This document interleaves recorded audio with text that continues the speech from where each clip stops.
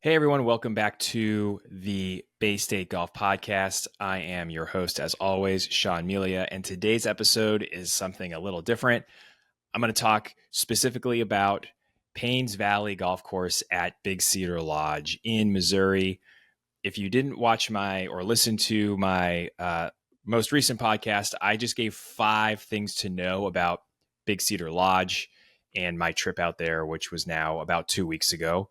And I played all 5 golf courses out there with some buddies.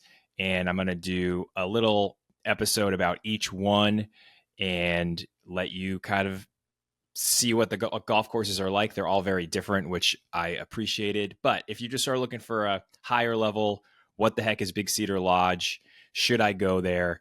I recorded a 5 things to know. Go check that one out.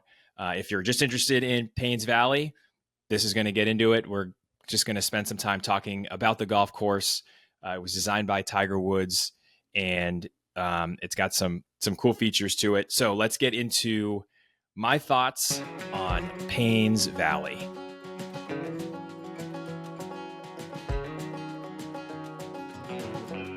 The first thing you'll notice at Payne's Valley is just how big and brawny the entire golf course is, which kind of matches the whole feel of the Big Cedar Lodge experience in general. The place is massive, and Payne's Valley is massive. It is a golf course that was built primarily just to be a welcoming, playable golf course. That does not make it easy. You can play some super long tees. You can play the Tiger tees and get your butt kicked. You can play up and have a bunch of fun and drive a bunch of greens. We played the 1-up tees when we played. It was our last round of the trip. So we had almost 100 holes under our belt. We were tired. It was hot at Big Cedar while we were there. So this was the perfect way to finish our trip. A really good golf course for tired swings. The fairways are wide. There are a ton of bunkers, but the bunkers are really kind of in spots that are going to challenge the player who's kind of like, screw it, I'm going to hit driver. You can kind of maneuver your way around them if you want. But overall, big, brawny. The greens are also incredibly large. So you can hit a bunch of greens and you can hit them from very far away, but they are not very easy to putt. And I think for me, they were maybe the most interesting set of greens of the 3 18-hole golf courses, just because of their size and the interior slope. They're a little bit different than Ozarks National and Buffalo Ridge in that way. We had a couple putts that just went way miles away from the hole. A few 3 putts. I don't think anyone 4 putted, but it was just a very, very fun place to putt and play golf at the end of our trip. The land, even though you see a lot of the golf course from a lot of other places on the property, if you're at the Mountaintop Clubhouse, you're kind of looking out over a lot of it. And the land isn't very severe, though. You're going to hit some uphill shots. You're going to hit some downhill shots. But you're not feeling like you're climbing a bunch. Now, you are riding a golf cart, and you have to ride a golf cart. And maybe that makes the round feel a little bit easier than it would be if you were walking. If you wanted to walk this golf course, I would imagine it would take you 7 hours, 6 or 7 hours to play. The walks between greens and tees are long. And then there's a couple spots where you are kind of steadily climbing. The one really not severe, but the one part of the golf course that kind of was striking to all of us was the stretch of 13, 14, and 15, which 13 is a long par 5. 14 and 15 are both par 4s that are around 400, a little bit longer from the 1-up tees. But the climb that you make from that 13th tee box all the way up to the 15th green is striking, and it provides a lot of the great views that you might see at Payne's Valley in the Ozarks. So that was probably my favorite stretch of golf over the course of the round. Um, I like to usually pick a front nine and a back nine. One, my favorite of the two. It was really hard to do here.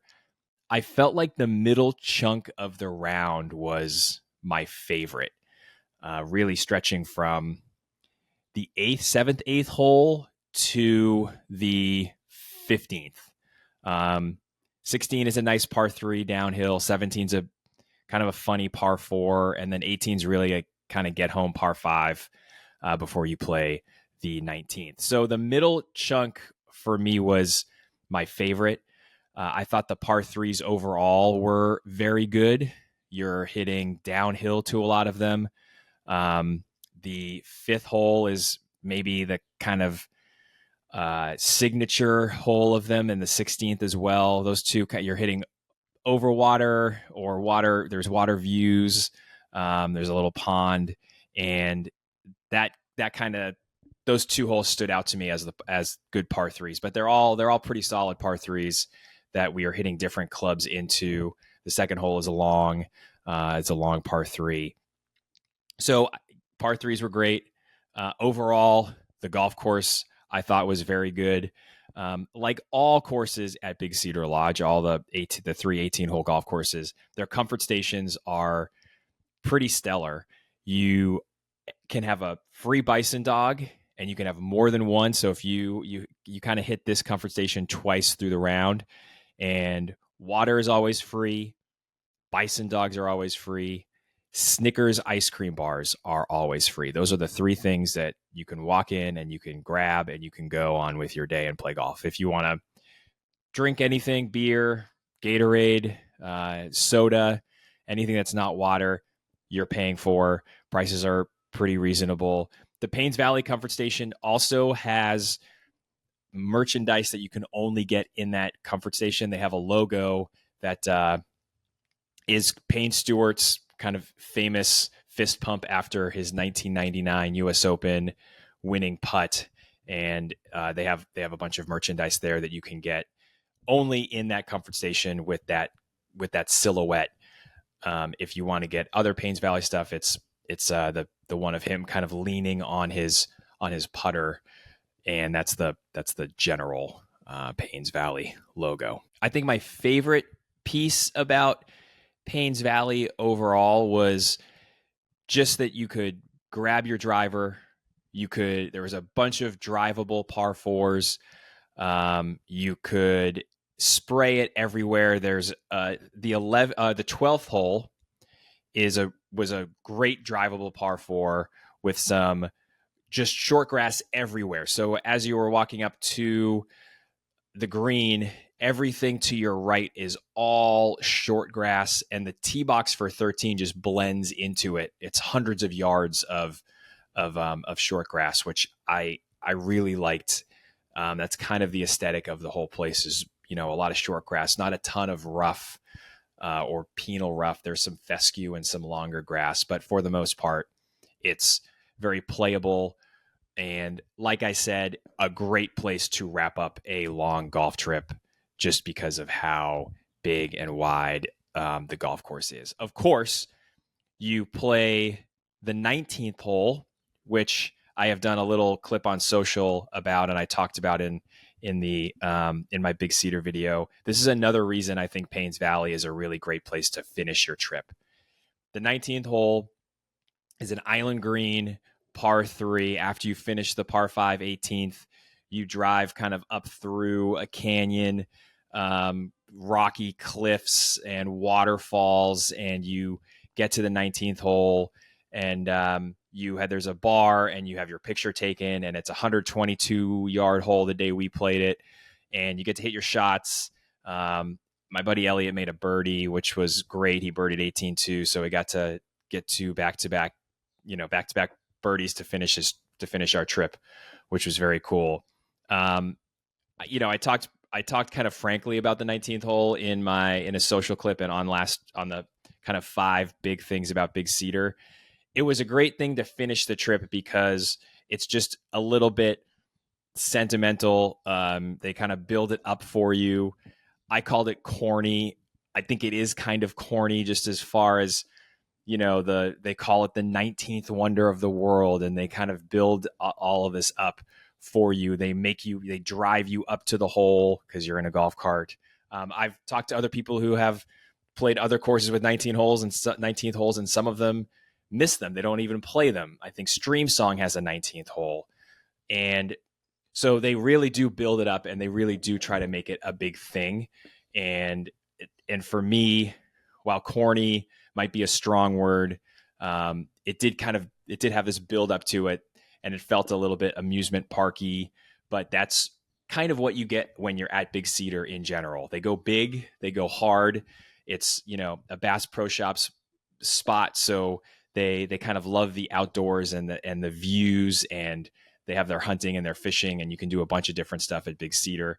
And the 19th hole kind of fits really nicely into that entire experience when you're at Big Cedar.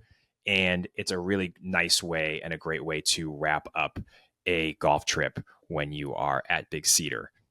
Just because you get a picture, you get like a little bit of a moment where, sometimes when you finish a round of golf, you're kind of just shuffled off the 18th. You're feeling rushed. Maybe the group behind you has been on your heels. But here you get there, there's no feeling of feeling rushed, which was kind of nice. So we were able to they took a picture. We took a picture. We took videos of our shots. We took videos driving down. We took videos driving, and then you head all the way up back to the clubhouse, which is another kind of long drive through some rock outcroppings and through some caves and stuff. So that's a long description of the 19th hole, but it is a nice way to wrap up the trip. Paynes Valley, overall, I would say it is an expensive round of golf. Everything at Big Cedar is a little bit pricey, but for the experience, for the conditions of the golf course, for the fun of the golf course, it is certainly a place that I would recommend people definitely play. Like if you're at Big Cedar, you went all that way. Paynes Valley, they kind of claim it as their crown jewel, of course, having Tiger Woods' name on it. It's the only publicly accessible Tiger Woods golf course, I believe, in the country. And so that makes it an intriguing, interesting place to go play golf as well. And Paynes Valley, had a blast. Highly recommend going and playing it. It was not my favorite of the 18-hole golf courses that were there. I'll get to that one next week, and I will also get to my least favorite, but Paynes Valley was number 2 in my pecking order of golf courses of the 18 holes, of the 3 18 holes that were there. It was number 2, and you can find out what was number 3 and then number 1 in the coming weeks. So thanks for listening to this pretty short, quick podcast or video. If you are listening to this, you could watch it on YouTube and see some visuals of the golf course as well, just to give you an idea of what it looks like. And if you are here on YouTube, please subscribe. I post something every week, just trying to show off places I've played, highlight places I've played, whether they are $350 rounds of golf in Missouri or $30 rounds of golf in Massachusetts. So thanks for following. Thanks for listening. And we will see you next week.